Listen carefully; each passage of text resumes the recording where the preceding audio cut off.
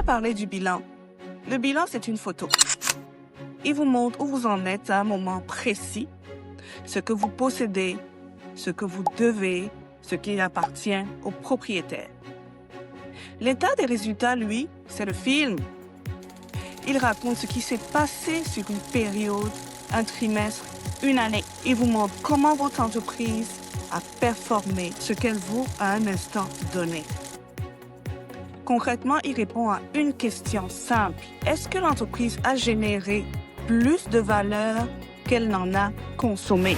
C'est le document qui fait la différence entre une entreprise qui grandit de façon saine et une entreprise qui grossit sans vraiment savoir si ça paye.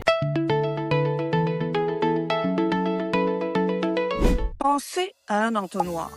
En haut, il y a tout ce qui rentre. Vos ventes, votre chiffre d'affaires total, c'est le point de départ. C'est un bon début, mais ça ne dit rien encore sur votre rentabilité. On descend ensuite dans l'entonnoir.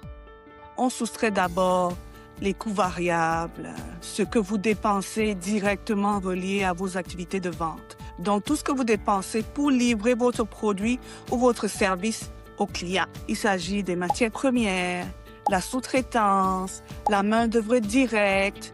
Ce qui reste après tout ça, c'est votre marge brute.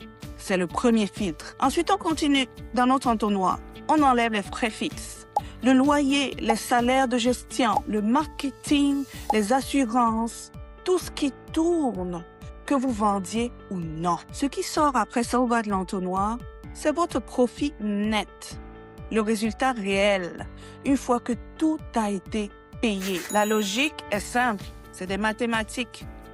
Les ventes moins les coûts variables moins les frais fixes égale profit. Mais chaque niveau de cet entonnoir vous dit quelque chose de différent que vous devez comprendre, connaître. Et c'est là que réside toute la puissance de ce document qu'on appelle l'état des résultats. En tant que dirigeant, il y a 3 indicateurs à garder dans votre radar. Premièrement, la marge brute. C'est le reflet de votre modèle d'affaires. Si votre marge brute est faible, vous courez vite, mais vous vous essoufflez rapidement. Une marge brute solide, c'est la base sur laquelle tout le reste repose. Deuxièmement, la maîtrise des frais fixes. Ces coûts ne bougent pas avec vos ventes. Ils restent tels quels. Vos ventes ralentissent, les frais fixes restent pareils.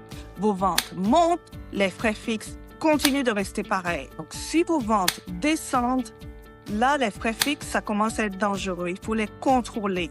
Le troisième élément, le BAYA ou l'EBITDA en anglais. C'est le bénéfice avant qu'on ne déduise les intérêts, les impôts et les amortissements. Cet indicateur vous montre la performance opérationnelle pure de votre entreprise avant les effets de financement et de fiscalité.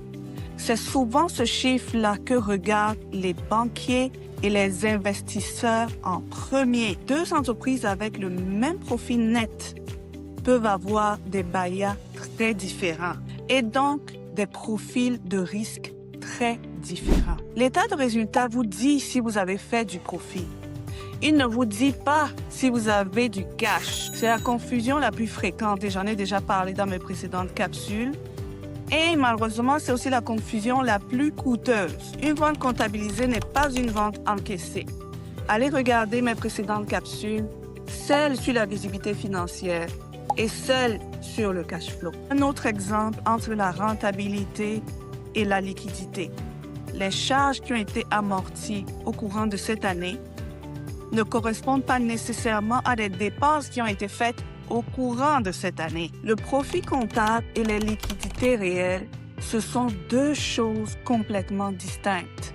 Et c'est pourquoi cet état doit toujours être vu en dialogue avec les 2 autres dont on a parlé avant, à savoir le bilan pour avoir la structure et l'état des flux de trésorerie pour voir le mouvement réel de votre argent. Seul l'état des résultats est puissant. Je n'en disconviens pas, mais il peut aussi donner une fausse impression de confort si on ne regarde pas assez loin. Vous avez maintenant les 3 piliers de la lecture financière stratégique de la visibilité financière. Le cash flow, pour savoir si votre entreprise respire. Le bilan, pour savoir si elle repose sur des bases solides. L'état des résultats, pour savoir si elle performe vraiment.